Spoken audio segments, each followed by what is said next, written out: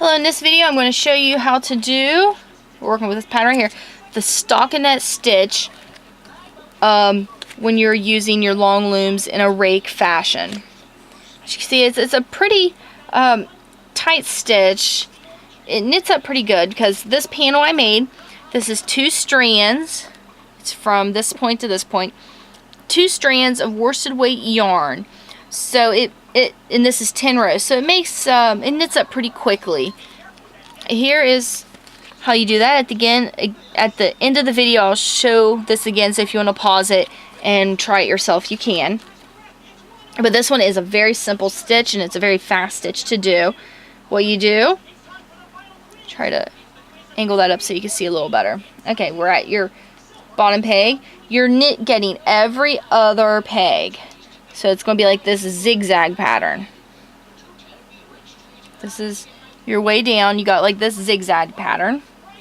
Then you hit that bottom one, and on your way back, you do the opposite zigzag. And what you're doing is you're picking up all the stitches that you didn't get the first time around. So it's going to look like that. I'll show you one more time.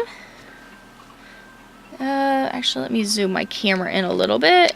Oh, that's the wrong way. Alright, now I gotta find out where it's at in this screen. Okay. Every other one, a zigzag down.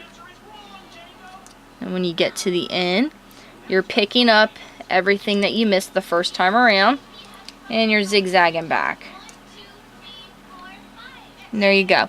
And this panel was made using all the pegs of this loom, and you'll be able to see how, well, now I need to zoom back out, how much it shrinks down.